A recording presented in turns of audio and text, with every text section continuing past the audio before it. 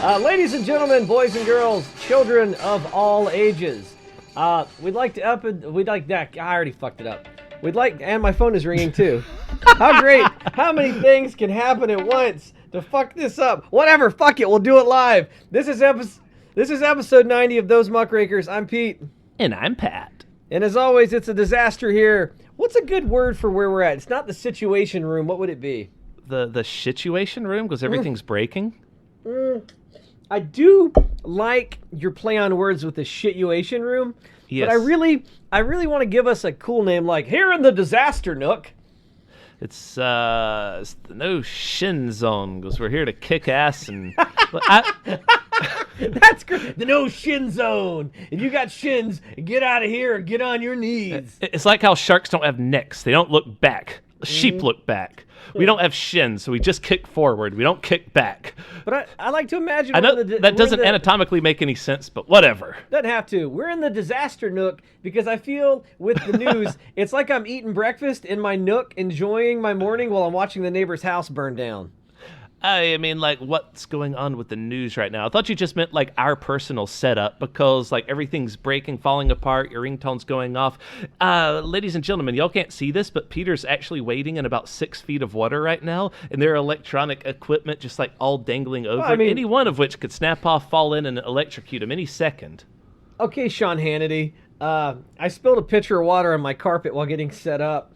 An old Pat Hannity over here would have you believe he's under 6 feet of water, surrounded by electricity. Won't you let the president lead? To be fair, that would be more like a Wolf Blitzer thing, like he's standing out in the storm trying to pretend like the hurricane water's higher up than it really is by getting down on his knees. Sean Hannity would say the Democrats planted that pitcher of water there to ruin the president's carpet so he can't govern.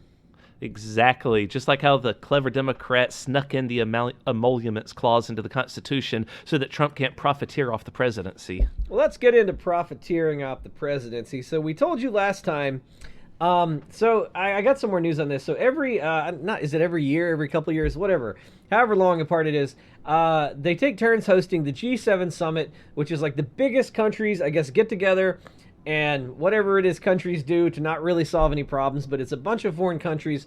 It's thousands of people, heads of state, their security details, their manservants, all of that stuff. And in times past, when the United States would host it, they would hold it at a place that you could like isolate and lock down, right? Like Sea Island off the coast of Georgia, you know what I mean? Like no getting in, no getting out. This summer, the G7, right? Exactly. So I think Obama did it at Camp David, which is a famous, like, lock it down. But Trump comes up with this brilliant idea, and he has I don't remember which one of his dumb lackeys was talking about. He was like, I went and looked at over 10 different places, and I was like, Mr. President, you're not going to believe it. But guess what? The golf resort that you own that's doing financially terribly right now is the perfect place to host it. Now, here's the problem. It's right next to downtown Miami, next to a whole bunch of businesses in one of the biggest cities in the world. It's near Miami International Airport, so there's no real way to lock it down.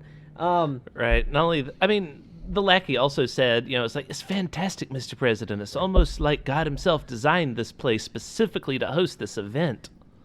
Now, they really hammed it up. Oh, yeah. Besides it being a really dumbass place from a security perspective, to host all of the world's leaders that I would say, what's a good word? What do we call it? Like an assassin's wet dream? You know what I mean? Yeah, on top of being an assassin's wet dream, it's also completely infested with bugs. Oh, so that gets to the best part. So now the president is just straight up going, I'm going to host international business of the country in my own resort and charge everyone. And I didn't even get mad. I just was like, well, yeah, of course he is. Of course he is. Why not? Why wouldn't the president profit from this anyway? So the internet and everybody went crazy. And by crazy, I meant they were like, that's super illegal. That's like charging people to come to your inauguration. Like, you can't do that. Right, but at the same time, who's going to stop him? No one ever stopped him before. No one's ever enforced the law with him. They just let him commit whatever crimes he wants, and then they try to impeach him, and nothing comes of it. Nothing has come of this so far. We'll see what happens, though. I'll surprise you, folks. So enough people were like, "This is fucking bullshit." I thought this was impeachable right here. I think this is probably. I think this is a bigger impeachable offense than God. He's done so many. So the one I like to keep bringing up is because it sort of flew over the radar, is whenever he told people that are working on his wall, which are not anymore because the Senate finally struck it down, but that's beside the point. When they were still working on his wall, he was all like, just go ahead and break all the laws you want to get my wall done by 2020, and whenever the law comes to arrest you, I will just pardon your crimes. And that's super impeachable, and everyone just brushed it aside. They're like, screw it. Of course he's going to fucking use his presidential powers to make sure that people commit crimes in his name. But whatever. I don't think it's so much like brushing it aside as like, you're in an airplane during wartime, and you get confused, and you fly to the enemy's airport, and you go, oh man, look at all those bogeys. That's a lot of bad... What am I... You know what I mean? There's so many things that he's done that, like, it short-circuits the system. So... he takes to Twitter to announce that he is no longer going to hold next year's G Summit at his Doral golf course, whining about the pressure he claims came from the Democrats and the media.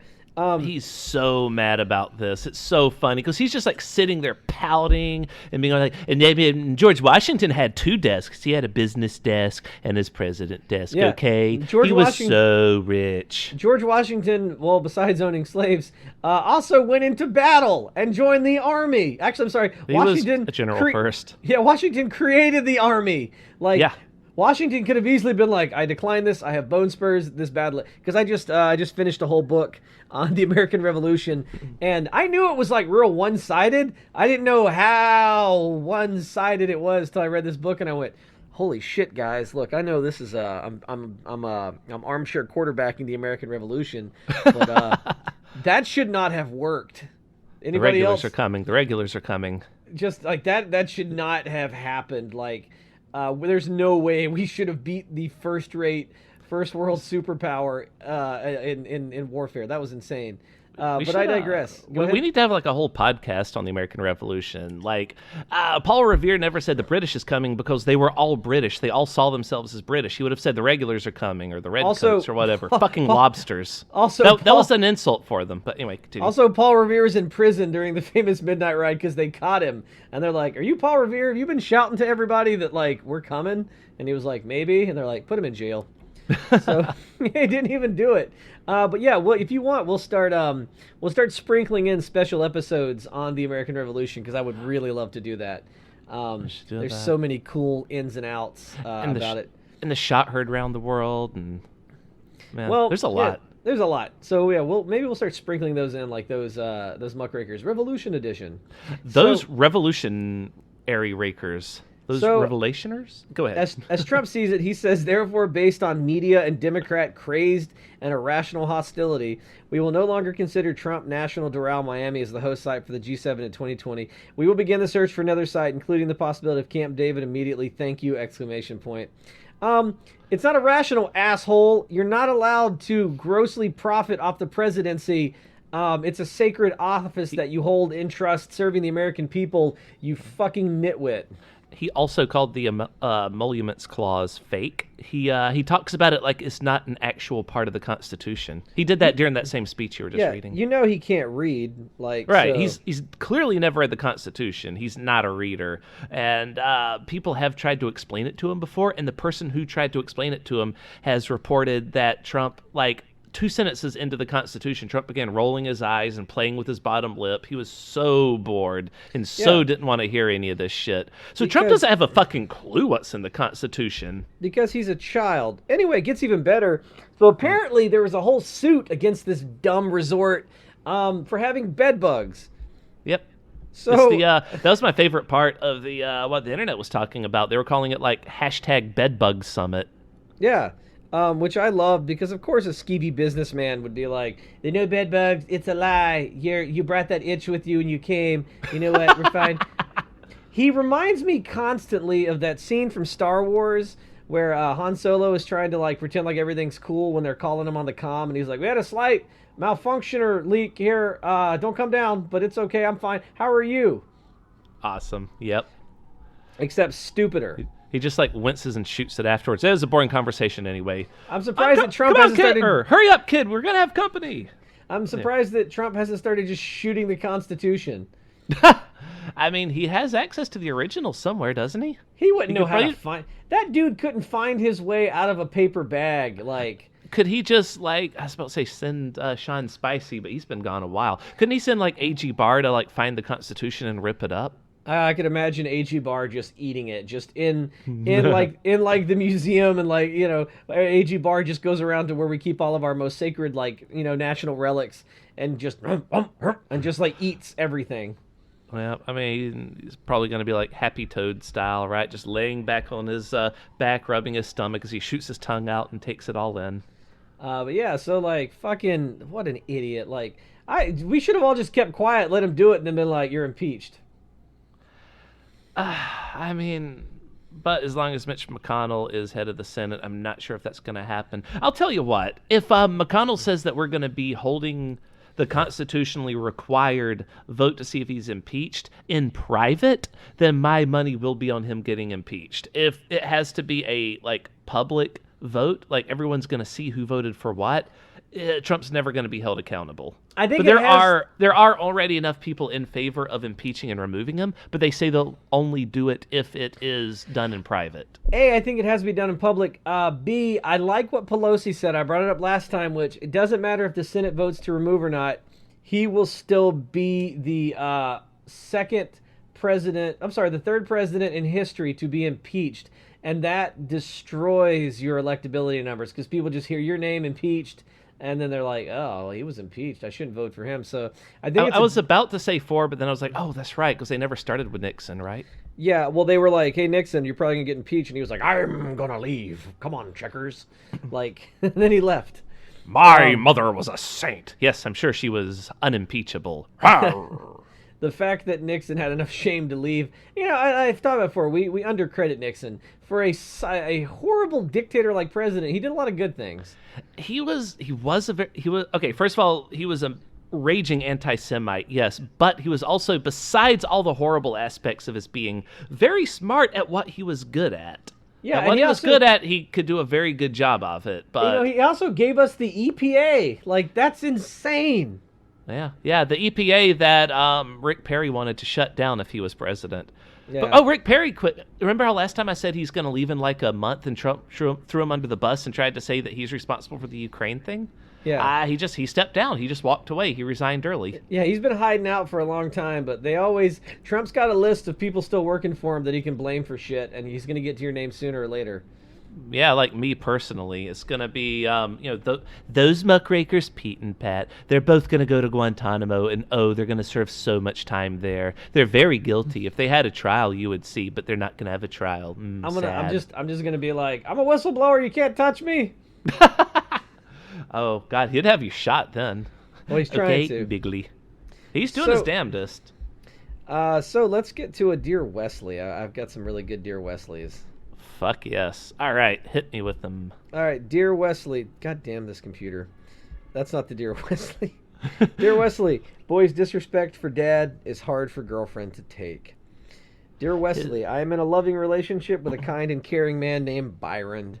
His preteen son, Eli, is from a previous relationship. Eli stays with us several days a week, and I watch him while Byron goes to work. Byron and I would like to spend the rest of our lives together, but I'm uncertain if I can truly be a stepmother to his son. Eli often yells at and hits his dad. He calls his dad stupid, among other things. He asks for expensive items during every visit and often refuses to bathe and won't eat anything other than fast food or pizza. If Byron has to say no to Eli because he doesn't have the money for something, Eli throws a temper tantrum worse than a 2-year-old. I'm sorry, how? Oh, he's a preteen, so he's got to be like 12 or 13. Yeah, that was going to be my question. Like, what's his age?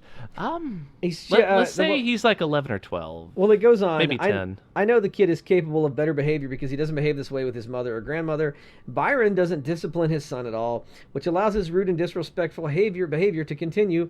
I worry about the boy's future. How would he hold a job if he acts his way towards the boss? I like Eli very much. When he's in a good mood, he's the kindest child I can think of. But when his mood turns, it's like the dark side takes over. I love Byron. I would like to marry him, but I don't know if I can handle watching Eli be so disrespectful to his father. Sometimes it makes me feel like ending things. Please advise me, Wesley, on what to do. You're going to have to step up and be the disciplinary force in this relationship. Talk to your are they already fiancés at this point? I don't think so, but I think talk to your boyfriend and explain to him, I'm going to have to make sure your son stops acting like this. So either you do it or I'm going to start doing it, or we're going to break up. Like, those are our three options here. Nothing else is going to work. And if you have to be the disciplinary force, just, set aside when the kid's nice. Do not think about that. Just remember what a little shit he's being right then and there, and punish that, okay? You got to make him stop doing that. I think it really won't take too much effort because he knows how to behave. It's late in the game, but it's never too late to come up with some consequences and, like a parenting plan. Now, my first instinct, and this is ironic because I recently started therapy, and I was talking to the therapist about how my, coming from like a Southern, like, religious background, the parenting was very much like, what is it? Spare the rod and spoil the child. No, I'm sorry. Yes. Spoil the rod, spare the child. Yeah. You said it right the first time. You mixed it up the second. Basically beat the shit out of the child so they'll be good. And I got a lot of beatings growing up, and I feel that maybe if someone had tried to talk to me, maybe I don't know, but I was getting whipped at home, I was getting paddled at school, and none of it was making any difference. But with this kid, I don't know, man. Like, any kid over the age of 10 who wants to throw hands, kid, we'll step out in the backyard. I'll box your ass all day long. Like, that was the thing that made me mad. Like, a child, temper tantrum, this, that, and the other. You got to set some rules. But, like, this fucking 12-year-old's hitting you. You better whoop his ass now before he gets too big to whoop his ass.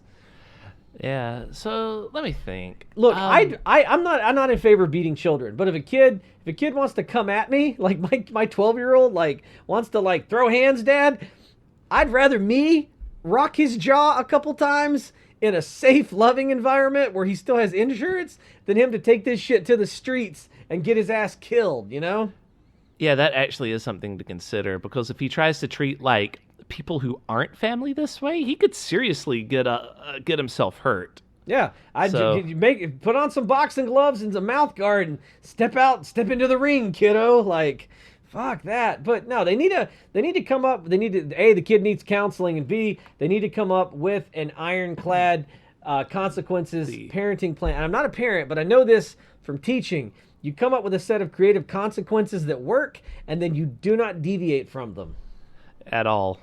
Yeah. You can't give an inch, or else the kid will know that the rules are impermanent and that they're flexible. Not unlike our president.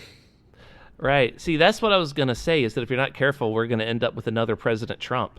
Yeah. Because your kid's going to grow up to be president. Yeah. And then he'll be hosting the G7 at your house while you're trying to sleep. Yeah. Yeah, man. And it's a 12-year-old, so he's not too big to handle yet. You don't want to let this get away till he's 18, because then he's like, I'm a man. I'm gonna go out and get a woman pregnant and live my life that way. You don't want that. Yes, but right now you can still nip this in the bud. It's a blooming bud. It's a budding bud, but you can still take care of it.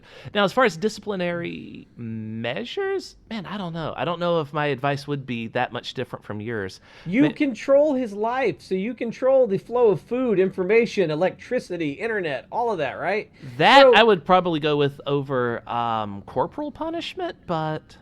Yeah, no, absolutely. I mean, at the same time, like, I'm not going to, if someone does find that to be the most effective method for raising their kid, I'm not going to tell them no, because I grew up the same way you did, right? Like, that's what I was thinking about. It's like, man, all the times I was beaten as a kid, that was mostly at, like, the first elementary school I went to. The principal there beat me, like, every day. Yeah. Because I was always doing something wrong every day.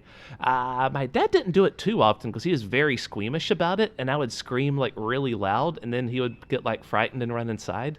Oh, dude, when I scream really loud, they'd spank me more because it was a form of rebellion. But you know how my dad is. He has a weak heart. He can't take it.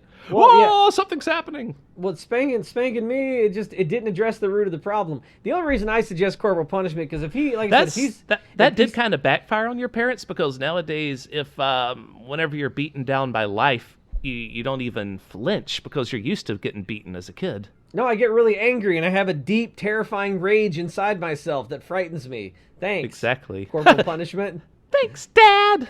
It's like, what do you do? What happens when you beat a kid relentlessly growing up? You basically create a person with like Hulk-like rage, but no superpower. Right, but also they're not scared of pain anymore because they learn from a young age how to deal with it, how to compartmentalize the pain and put it away so they don't feel it anymore. So you're creating a psychopath, or at the very least, one day they're going to flip out in front of a cop, not have Hulk strength, and they're going to die. So, you know what? I'm going to slightly adjust my answer to say, instead of corporal punishment, maybe take their phone away. Maybe parent training, you know what I mean? With this guy, it seems like he needs to go somewhere so they can help him figure some stuff out. You know? That was going to be my other thing. Whenever you said therapy for the kid, I was going to say maybe therapy for the boyfriend, like maybe counseling, or not counseling, training. Just what you said. Just let him know how to discipline kids creatively. Yeah. And maybe talk to the mom and grandma and be like, because here's the thing about my grandma, like she never laid a hand on me, but I was terrified of her because the way she carried herself. You did not fuck with her. Yeah. You know what I mean? Like, and it wasn't brute force. It was like psychological. Like you were like, oh, I don't want to fuck with her. She escaped Castro, you know, like she just carries herself that way. So the guy has no respect. That's the problem. He doesn't have any respect from the kid. And the kid is doing this because kid is looking for stability and structure. He needs to know there are rules and limits, and it makes him deep down emotionally feel happy, safe, and loved. Yep. Yeah. Although when I was getting whooped, my dad would always be like, now, you know I love you in this. You understand why I had to do that, and it hurts me more than it hurts you. I wanted to be like, why don't you bend your ass over the bed and I'll whip the shit out of you, old man. See who it hurts now. And now we have to come up with Wesley's answer to all this, which I believe would go a little something like this. Oh, what you just gotta do is treat him like I treat my little brother Dylan whenever he's being an asshole. They'll be in there being an asshole like, oh, Wesley, come in here and do something for me. And I'll be like, shut up, Dylan, or I'll go in there and beat your ass. That's what you gotta do. I think Wesley would be like, oh, what you really gotta do is you take him to a Walmart, like 3 states over, and then you leave him. But then you don't go back to your house. Oh, no. You sell that and you change your number so he can never find you again. Oh. And then Dylan will be all like, Wesley, get in here, you asshole, and fix my console, you fat ass. And I'll be all like, shut up, you. Oh. So we got a second Dear Wesley here. This Dear Wesley is called, It May Be Time for Battling Couple to Break. For battling couple to break. So, all right, then, let us hit us with it. Dear Wesley, my husband and I have been together almost 19 years, and we have 2 children together. We've had our ups and downs. Approximately 5 years ago, we had an argument and he kicked me out of the home, which led me to stay with my mother out of town. During this time, I begged to come home and was denied. After about a month, I discovered he had flown out of state, rented a hotel room and a rental car for 3 days so he could meet a 19-year-old girl he met on Instagram. I don't know if it was out of retaliation or feeling rejected, probably both, but I also had an affair which I've regretted every day since. I have forgiven him and he claimed the same. I thought things were good. Last winter, I stumbled upon a letter he had written to a 26-year-old heroin addict who was, at the time, in prison for drug possession charge she caught right after they met. They were having an intense emotional affair. We were working past that, and in therapy, things started to get better until I stumbled upon an email confirmation of a review he had posted about an escort he had been with. He confessed to having paid contact with 10 different escorts over the past year. I'm at the end of my rope. I love him, but he's trying to justify it by claiming I was ignoring him. What program? What program do you use to rate? Is this on, like, what's that thing you use for restaurants? Yelp? Is there a Yelp review for prostitutes? Oh, the dinner here tasted terrible. I would not recommend eating. So it says, I was going to school and working to try and better our financial problems. I can't even look at him without thinking about his disgusting behavior. What do? I don't want to throw away 19 years. Throw away 19 years! That's what you do! Our kids have been staying with their grandparents to spare them this drama, but they obviously know things are not good. Wesley, please help. Throw away the 19 years! Jesus Christ! Like, it's so obvious! No, they're not. Look, throw away those years now, or just accept you're about to throw away the rest of your years, okay? That's what I was going to say. This dude seems to really be into hookers. So just like let him have his hookers, and you go do you. Find someone who's not into this shit. You know how much you have to like hookers to leave a review for hookers? Yeah, that's a lot of hookers, man. I eat at Domino's way too much of my life, and I've never left a Domino's review. Yeah, like, Wow. Do you think he leaves reviews on all of them, or just like 1 in 10? So he's actually had like 100 prostitutes, and this is just like the ones he was the happiest I don't know. about? I wish he had posted the fucking review. I want to read those. Yeah. So, lady, that's our answer. Post his reviews. let like- the world know. We don't even need a Wesley answer because I think it would be the same. Be like, he what? You just leave them. Just leave him. Okay, look, listen here. One time I walked into the kitchen and Ma was using my Mrs. Dash. And as soon as she was done with it, I picked up that hussy and threw her right in the trash. Just like, man, I'm I don't know. the only one that gets to use that Mrs. Dash. No one else. My favorite relationship advice, once when I was in a bad relationship, I was online taking a should you break up quiz. And the final thing was like, you want to know the real answer, should you break up? You're taking this quiz online! And I went, yeah, you're right. And then I stayed in it another 2 years. Oh, yeah. But yeah, man, you either got to accept that your marriage is open like a swinging door, or get out. I don't know, man. Maybe you should go see some male escorts. Y'all went through y'all have been through so many dramas, and he keeps repeating himself. He's gonna keep repeating himself. So here's what you do. Either come to terms with the fact that he just bangs hookers all the time and you're cool with that, or that's the end of him. Those are your options. It's so weird. He's like, not going to stop, though. I want to know what the therapist is telling them about working through it. Do you think it's a real therapist? Do you think the therapist is a secret hooker? It's probably like man, I wonder. Yeah, he could just hire like a hooker to give him good reviews. And, oh my God, I just cracked the code, Peter. In exchange for giving them good reviews, the therapist gives him good reviews and, gaslights the wife saying, yeah, no, he seems like a perfect husband to me. You're being a bitch. And she's like, oh, well, maybe it is me. That's what's going on. These often leave me wanting so much more information. Like, he tries to justify it by saying, you're ignoring me, so I went out and slept with 10 hookers. Doesn't seem like a proportional response. You know what I mean? Right? Jesus Christ. What if you did something, like actually did something? What if you broke the windshield of his car? What would he do then? Just like get in a giant pile of hookers and roll around town on them? What happens if you burn dinner? Does he kill the dog? I don't understand. It's just like, you know what? I told him that we'd have mac and cheese, but we were all out, so he killed Grandma. We went to the movies the other day, and we went and saw a movie that I didn't really want to see. It wasn't my first choice, so I burned down our house. Like, what do I do? Leave him, girl. Get on out of there. Yep, that sounds yes.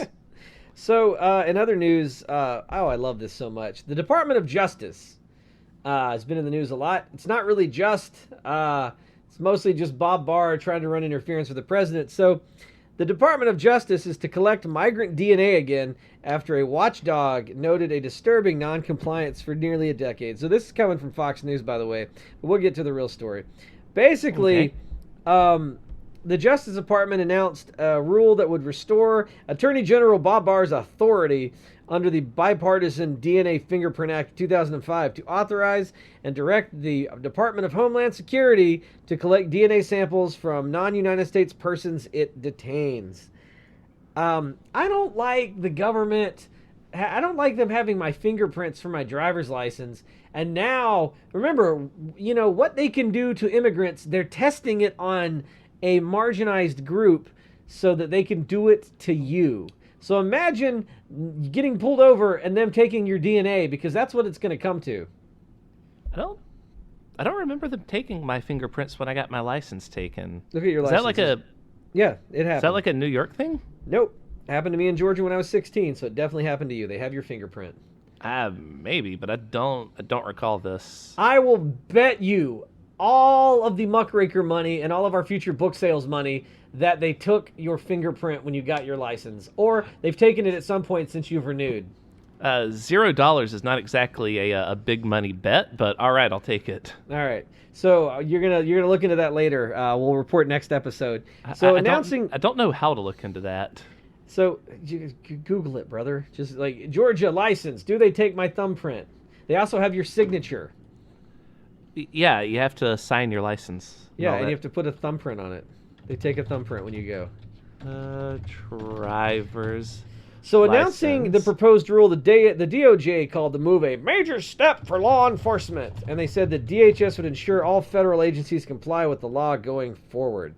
The rule will go through as a statutorily mandated public notice and comment period before becoming an enforceable regulation.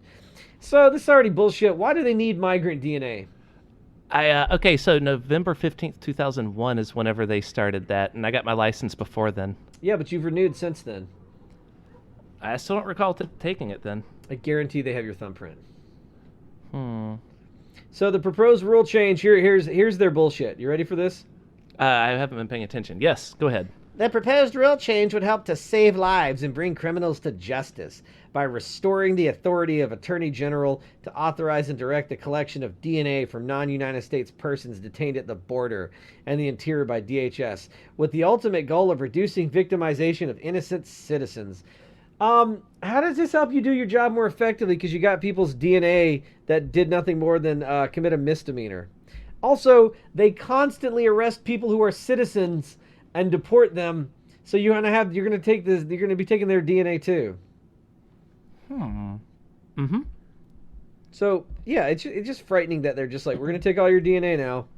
Yeah, of course. I mean, let me think. I think it was back during the Obama era, they started like gathering information on people who are over here on like not just the Dreamer program, but other immigration programs and visas and stuff like that. And they said, don't worry, the Obama administration's good. It's kind. It'll never use this to weaponize it against you. But now under the Trump administration, they still have all that information. And that's how ICE has been finding and raiding different places. And that actually ended up being a much smaller thing than anticipated. Like they would only raid certain businesses just so that they could have like a few photo ops and a few grandstandings, and then they kind of stopped. And everywhere that they robbed from, the white people that owned the place never got in trouble, and they just sort of rehired everything that they lost from a different batch of immigrants. So basically, it was just grandstanding. So their whole thing is like, yeah, like they do. Definitely, there is precedence for them using this information to come after you. So do not trust the government.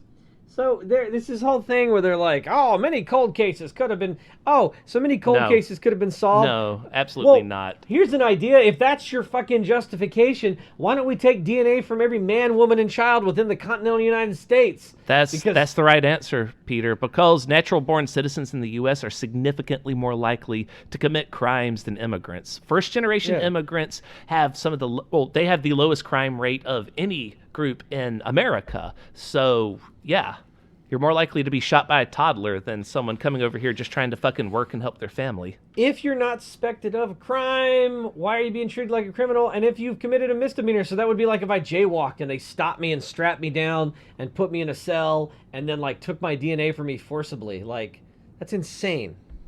Yeah. Just know that. So all these people that are like, I don't want to register my guns because the government will take them from me. Well, they're taking your DNA, asshole. Maybe you should worry about that one. So do you want to get into international news, speaking of immigrants? Oh, God. What's happened internationally? There's a whole lot of Kurds that are having to immigrate right now because 100,000 of them have been forced to flee their homes as the invading, let's just call them Turkeys, are freely ripping the shit out of them.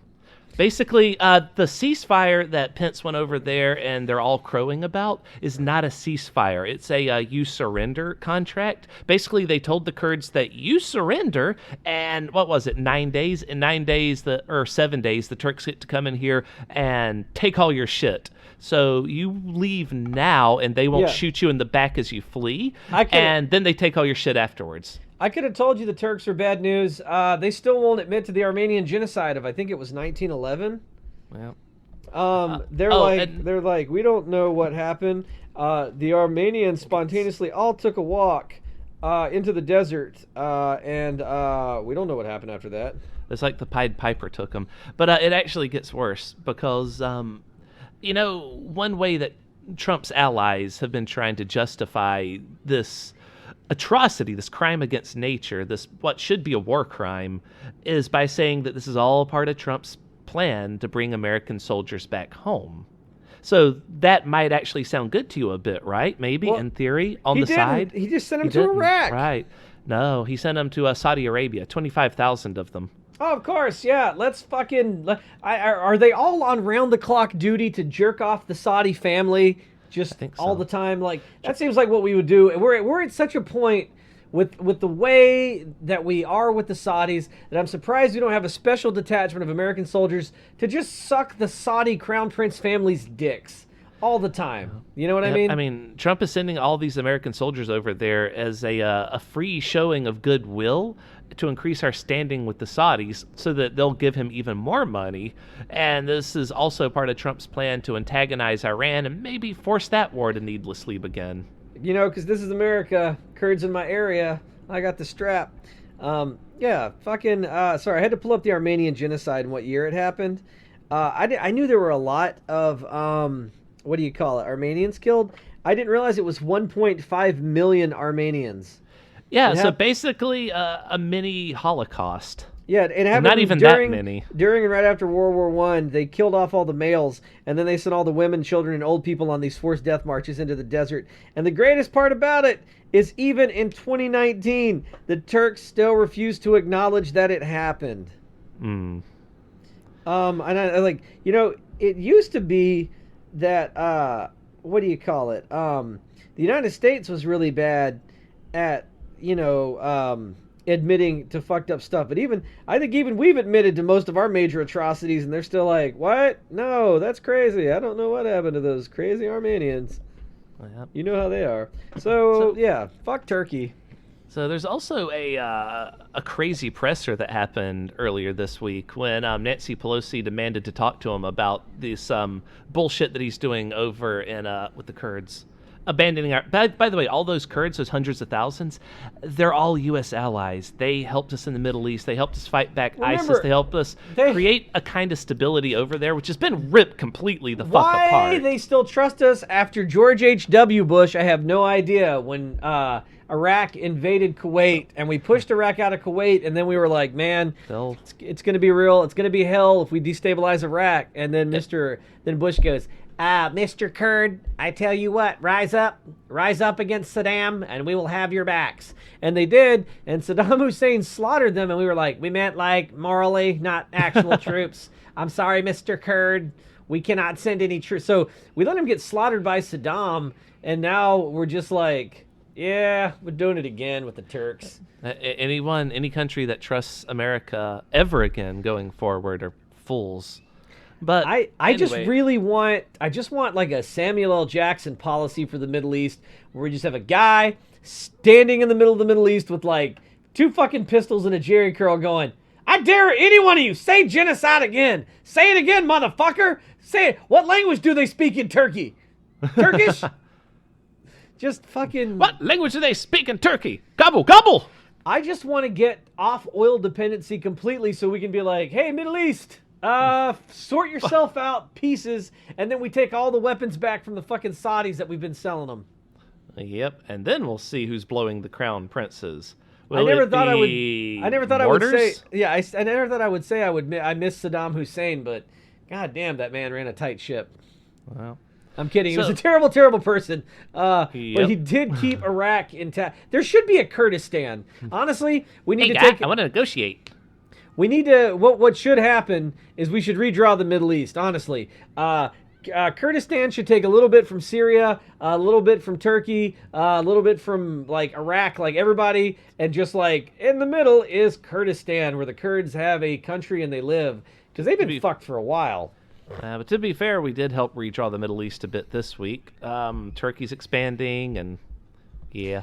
I thought you were going to make some joke like with the there's that great photo floating around as the Italian prime minister met with the president and the translator's face whenever Trump repeatedly calls him President Mozzarella. That was part of the Trump presser I was about to get to. Oh, I didn't realize I spoiled it. I ruined the mozzarella. Yeah. But anyway, so during the presser, Trump was talking to Nancy Pelosi, and I might be mixing up like 2 different speeches, but whatever, they happen in the same day. He's talking to Nancy Pelosi, and he starts like belittling her and insulting her, so finally she just gets up and walks out, right? Trump becomes livid. He can't believe she just walked out on him. So, she goes out there and tells everyone that, Trump was behaving like a child. She's going to pray for him. he is just having a complete meltdown. So Trump gets on Twitter and says the exact same words back to her. I can't believe Pelosi. She just had a complete meltdown. Okay, I'll pray for her. So that's super weird that he's just like, nuh-uh.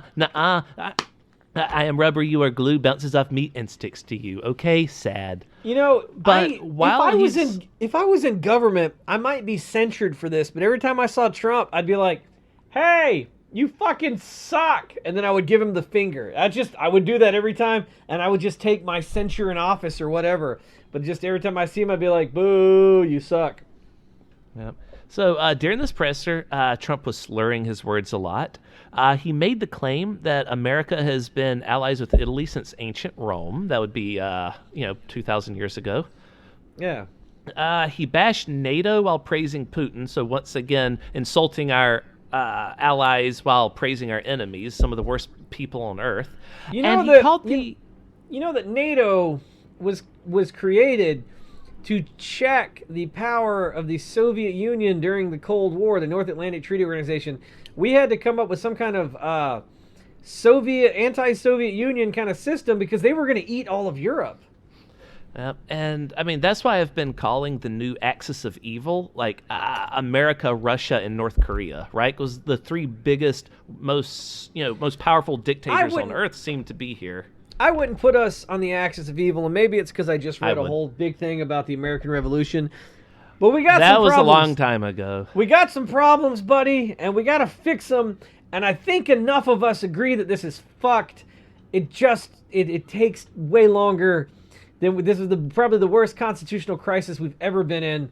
Entrenched leadership, and I think we will fix it. I firmly believe in, this book's got me all American, like the American spirit that assassinated all of the Indians and wrestled civilization from the wilderness. Like, I'm all hopped up on that right now, manifest destiny. For so much of my life, I was down on America, especially since I came into politics with Bush and 9/11 and all that stuff happening. We had the worst, right?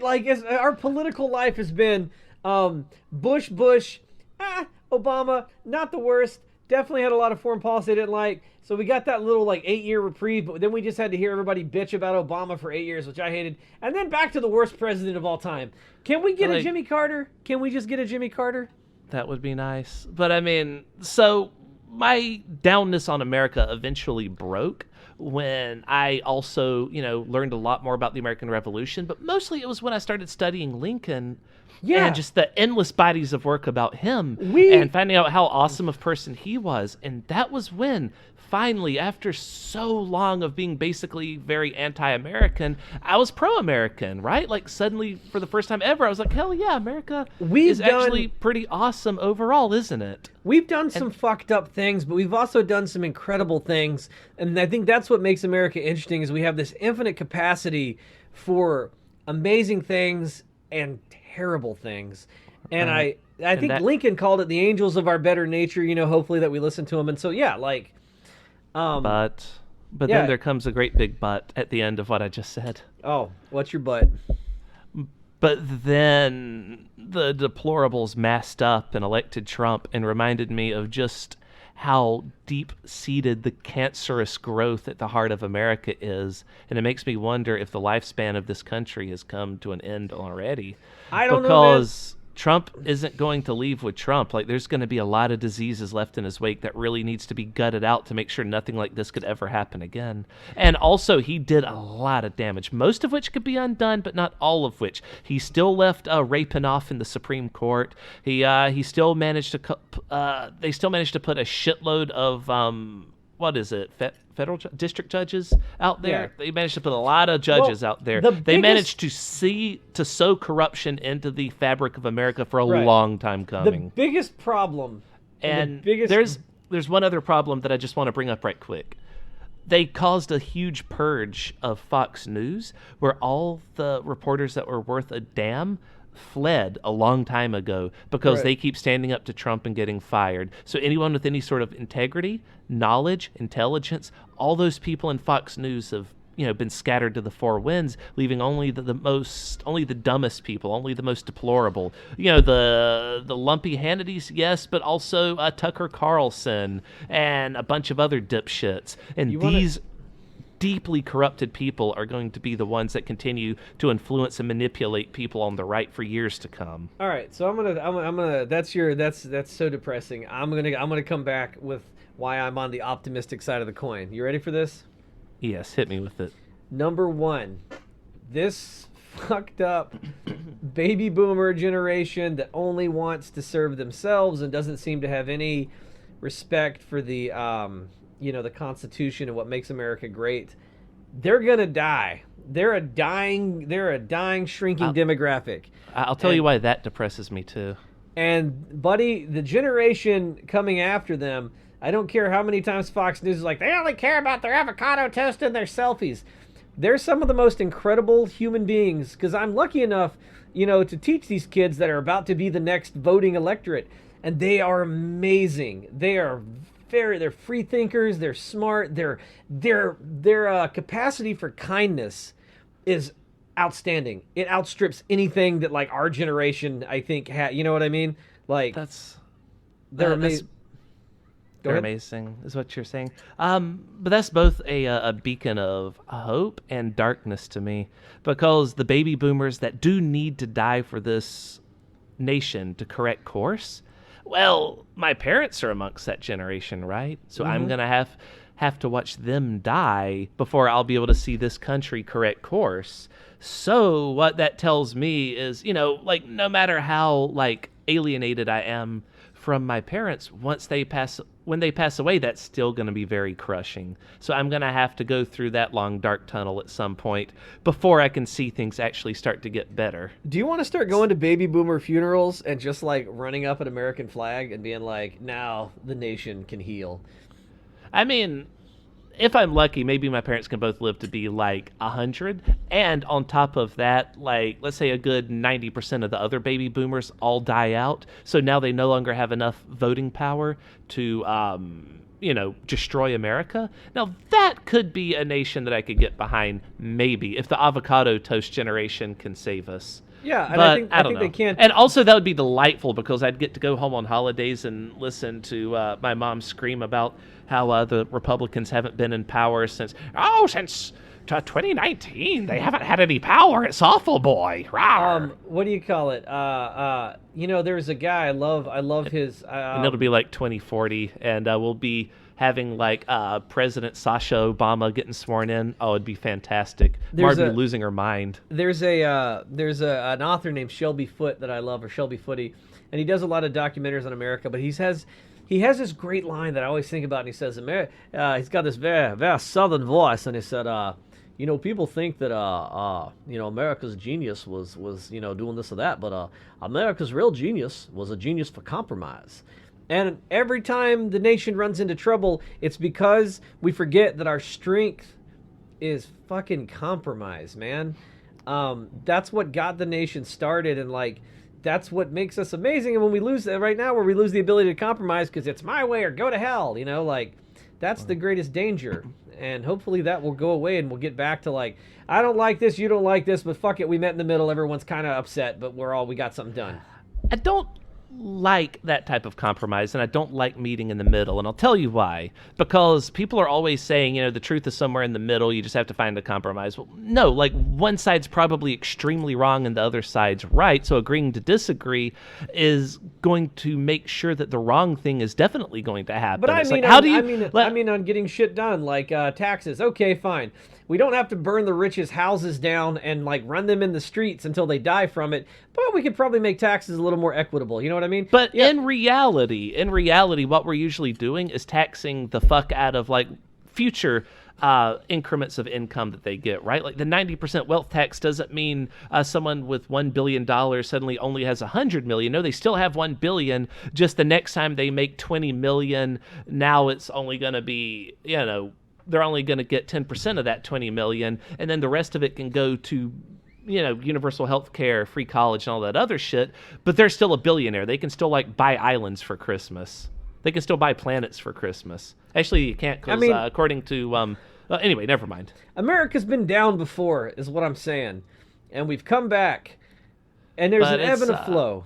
And I think I'm going to keep my hope alive, even when we're sitting in the burned out husk of like the White House, going, you know what, Pat? I think with a little elbow grease and some boards, and maybe if we ever get this plague whooped and the air stops being toxic and the water's drinkable again, maybe we can get America back. And I'll be there like, yeah, but I don't get it, Pete. How the fuck did Wesley get elected president? Why am I the Secretary of State now? Screw it. Okay, Vice President Pete, let's do it.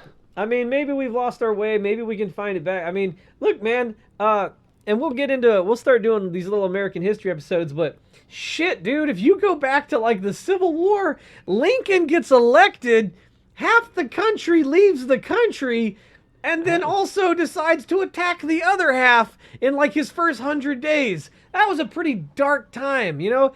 I feel like we can come back from this and we can come back from that. Yeah. So I have two other things to say on compromise, though.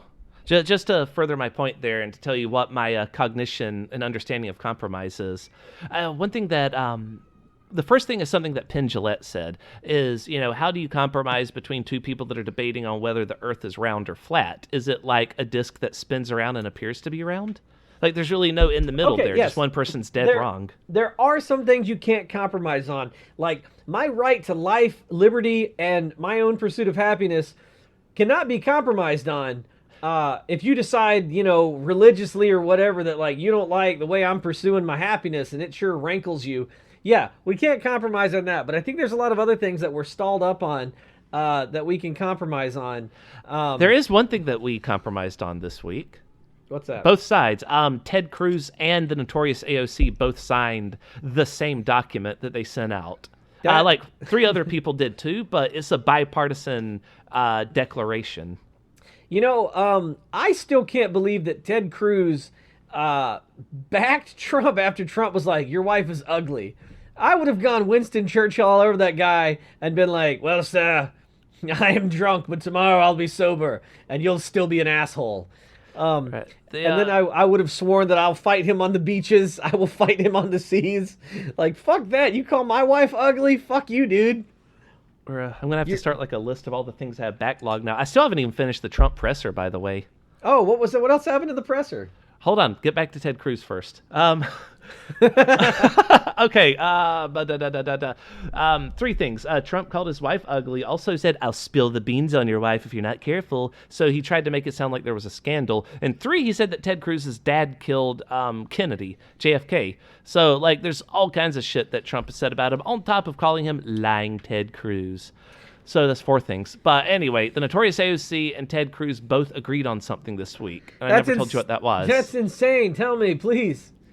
Yeah, they both condemned Blizzard Entertainment for banning Blitzchung and backing the Chinese government for selling out American values for China. Yeah, so that's funny. That's why we need desperately people that are internet savvy in the government, because right now they're finally starting to look at Google and Facebook for breaking antitrust laws because they have suppressed their competition, and they're like, I don't know what to do. Yes, you need to fucking look at them. God damn it.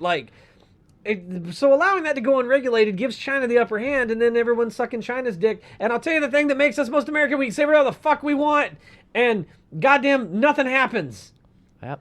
All right, so we're inceptioning here, so we can't go to the Trump presser yet. But we covered the Ted Cruz thing, so taking one more step back, I said those actually 2 things about compromise I wanted to say. I said the Penn thing. The other thing's from a friend of ours' wife, something she posted on Facebook a while back that I just thought was kind of brilliant.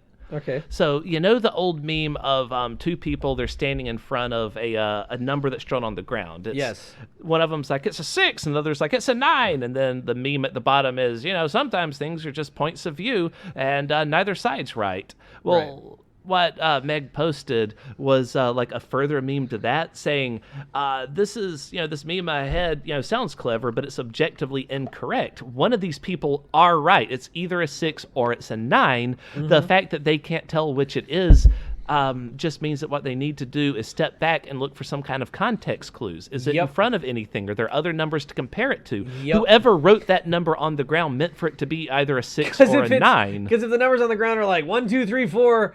it's probably a 6. Yep.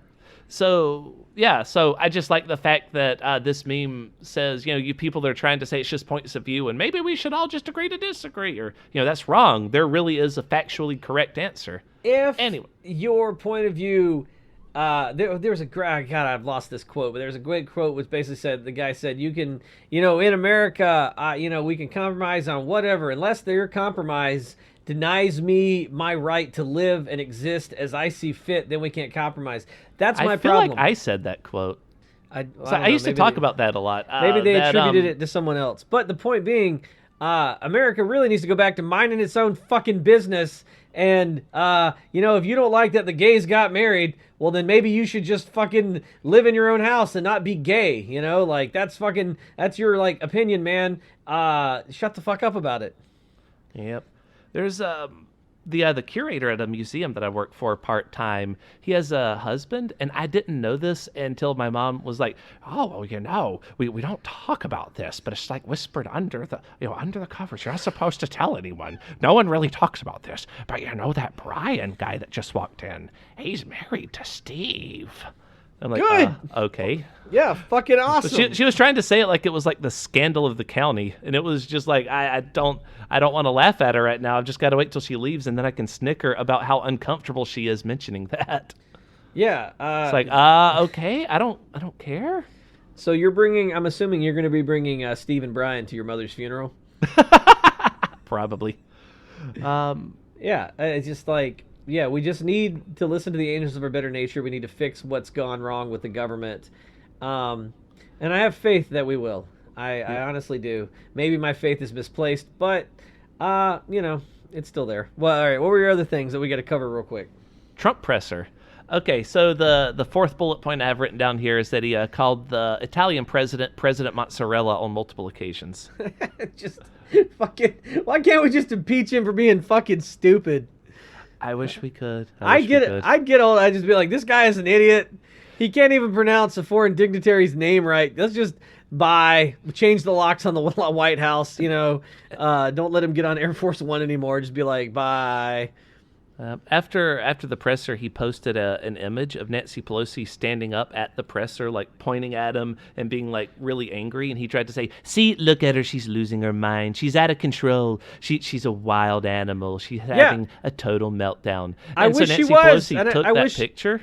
Yeah, she took that picture and made it the banner on her Twitter account. Yeah, I wish she had mauled him. If she's a wild, I'd have fucking been like, you know what? I'm not sold on Pelosi, but she mauled the president like teeth and claws. I'm gonna be voting for her.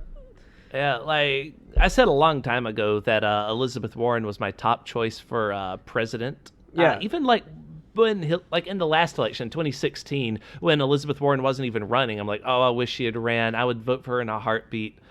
So now it makes me so happy that she's actually, I would number one. Not only is she number one, but everyone's starting to attack her now. So yeah, like they're cottoning on to the fact that she's rising in the polls. And I didn't want them to do that. I was hoping they would just stay cottoning on to Joe Biden, who was no way going to take the nomination, and just spend all their ammo on him. But I mean, for a little while there, Nancy Pelosi was probably my number 2 choice. Well, Nancy Pelosi pissed me off when she wouldn't go after Trump and impeach the bastard, but she is finally doing it now. It was a feint. I just so? Yeah. Well, yeah. The day after she said we're not going to go after impeachment, then she started impeachment inquiry. She goes to my number 1. I think she's number 2 for me right now. If she physically mauls the president, she goes to my number 1. Oh yeah, no doubt. Like if she just just goes across him at the table and just starts beating on him, then she goes to my number 1. Other than that, I'm still Elizabeth Warren. Yep. So I have 2 more bits of news. John Bolton. Yeah. So what happened to him? He left, and then we didn't. He cried his sad tears if he's not going to get his Iran invasion anymore. Matt Drucker has said about him, imagine being too shady for John Bolton, the man who looks like a time traveler sent back to help save the Confederacy. Yeah. Which I actually take umbrage with that because it was our running joke that, what's his name? The last AG, the Keebler elf? Yeah. that he looked like someone who was sent through time to try and save the Confederacy. So I feel like this Mike guy listens to our podcast and takes jokes from us. And then makes them better. Yes. But I makes them better. Yeah. Well, I digress. So it turns out Bolton was actually fired for advising Trump not to do the whole Ukraine scandal thing. Yeah. Yeah, that's what happens. It just gets worse the further down you go. It's kind of like if you get food from the 7-Eleven, right? And that first bite's not real good. Yeah, the third bite's going to make you have diarrhea out your ears, so you should maybe stop. Trump is like a 7-Eleven sandwich, like, that you get after hours. Look, the more of it you eat, it's just going to get worse as you keep going. Like, it's like if I bought you a sandwich from a gas station, and you're like, hey, Pat, this egg sandwich doesn't taste very good. And I'm like, Peter, I bought you a chicken sandwich. And you're like, uh-oh. And then I'm like, oh, I guess I better take 5 or 6 more bites. Oh, man, those are really worse than the first one. Because they put the show eggs on the outside. They put the best of the egg, the bad stuff's on the real. That's how they get you. Indeed. My other thing is, it's just one long quote from General Mattis. Is it just him screaming in rage? This is a guy who, way back when the Trump administration first began, he had a few people with brains in their head. Yeah. Now, Mattis is still a deplorable person, but why do you say Mattis is a deplorable person? He's God, I'd have to go back and find all the notes on him. He's not a good person, though. He's still a warmonger. He's still I'll give him this. He's a warmonger because was he not trained to be a warmonger? He was a Marine Corps general, my big thing with him was but he's still an adult in the room, was the point I was getting. Yeah. He was still reasonable. Maybe I don't know if I'd call him a deplorable human. I mean, maybe we need to do more notes on him. But he definitely seemed like he had a hard-on for Iran, which was terrifying. But also, he was a steady hand at the wheel, so that was nice for a while. Right. That was the point I was getting to here. Is that people were saying, don't worry about Trump. At least we have some adults in the room. He was one of the main adults in the room until, him, like all the other adults, scattered, right? Like no one could control Trump. Yeah. Which is a bad thing. He is a rampaging elephant in a china shop, and except instead of glass plates, it's like the soul of America. But anyway, so here's the quote by Mattis, which I just thought was cute. I'm not just an overrated... Oh, right.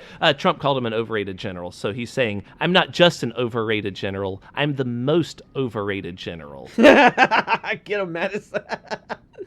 I'm honored to be considered that by Donald Trump because he also called Meryl Streep an overrated actress. So I guess I'm the Meryl Streep of generals. And frankly, that sounds pretty good to me. That's some goddamn Class A sass from a fucking former Marine Corps. Damn!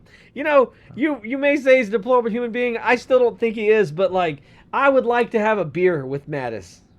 That was a pretty good quote this week. Yeah. So, I'm the Meryl Streep of fucking generals. No, I mean, yeah, warmonger, but you're a military general. That's what I feel bad because I honestly, the little bit I know about him, he seems all right. He seems like the kind of guy you want in charge as your Secretary of Defense, Maybe, but I'll put it, here's the spin I'll put on Mattis. Someone once said, all great men are almost never good men. People lionize Winston Churchill. He hated the Indians. I've read about his policies before, and I'm pretty sure he's sexist, homophobic, et cetera, et cetera. I'm just trying to find quotes of stuff he actually said before I start saying that and then finding out I'm wrong later. But I'm pretty sure it's one of those things. We'll try to do a little Mattis fact checking for our next episode. Go a year and a half back in the podcast when Mattis was still around, and I'm sure that I actually had stuff to list off back then. Because it's been a while. I just remember that none of the people working for Trump were genuinely good people. There was not one good person, but there were better people. And he was one of the better people. Well, he's pro-climate change. Well, I mean, I shouldn't say pro-climate change, but he believes in climate change, which is wild for somebody in the Trump White House. Yeah. I don't know. Like I said, it's hard with military men because they're doing the job that I think to do effectively a lot of times you're going to make decisions that don't make you seem like a good guy, but you kind of need those, people called him Grant, General Grant, a butcher. But he did what he needed to do to like keep the country intact. So I don't know. My opinion is still out on Mattis, but I love how sassy he is. That's just delicious. It was. It's good hearing from him again, just to hear him badmouth Trump. It's so sad that he's no longer at the wheel. Right? Like, yeah, for a while there, I would definitely say that America was ran by him and ran by, God, who was the other person? Like his number two? There was another general that was helping to run America back then. God, there have been so many people. But right now, there's no captain at the wheel. Which, what pisses me off is that while that is factually true right now, Fox News used to say that all the time about Obama. That, like, during the Obama administration, we were a captainless ship. There's no one at the wheel, etc. Except, they're just full of shit when Fox News says it, but it's factually true now. But that fucking dialogue muddies the water, so it becomes very difficult to tell Fox News viewers how bad things are right now, because then they'll be like, yeah, it was always that way with Obama, so why is this any different? It's it's different because that was not true with Obama. I do like this, so I'll give you a little, so you said Mattis was a homophobe. I'll give you Mattis in his own words. When Senator Kristen Gillibrand asked him whether gay and lesbian troops could continue to serve openly in the Trump administration, he offered 16 words. He said, frankly, I've never cared much about two consenting adults and who they go to bed with. Right. Well, that's why I also said I believe that that's true, but I can't find any quotes on it, so I don't want to say that until I can find that info. Fair enough. So I didn't say he was a homophobe. Right, I said right. I'm pretty sure he was. So I don't know. I mean, Mattis seems like a real smart guy, like probably the smartest appointment that Trump ever made. And now he's gone, which is fucking sad. But no, he seemed like an alright guy, and he's the only guy I think that ever served in the Trump administration I would like to go have a beer with, not to throw the beer in his face. Huh. Everyone else would be like, yeah, I'll have a beer with Stephen Miller if I can break the glass over his weird, veiny, throbbing forehead. Yeah, that's the one person I'm really excited to see go. There's no word that he's gonna leave yet, but he's one of the sickest psychopaths that works for Trump. Stephen works Miller? For Trump. It's like Trump appointed a serial killer. Like he's just like, yes, I can kill more Hispanics and immigrants. Ooh, like if they find a bunch of dead migrants in the trunk of Stephen Miller's car, I'm saying it right now, I won't be surprised. Yeah, that's a fun game we should play for members of the Trump administration. What do you think's in the trunk of their car? With Stephen Miller, I believe it would be like his dead cleaning lady and some sugar water. Oh, I was gonna say I think it's probably a what do they call it, a rape kit, like a bunch of needles full of Rufinol, and probably his dead cleaning lady with a ball gag in her mouth. And like a skin suit of his mother. Yeah, and his mother's skin suit. Well, his parents were nice. They disowned him. They were like, we don't know what's wrong with Steven. We raised him to be a decent human being. I hadn't heard that story. Yeah. His own parents, this is a while back, they were like, yeah, we're kind of disgusted by our son. Damn. Well, is that all the news? We ran through all the news? Yep, that's everything I have on the docket for this week. Well, I guess my final word on America is I may not get to see the promised land, but I'm sure with you.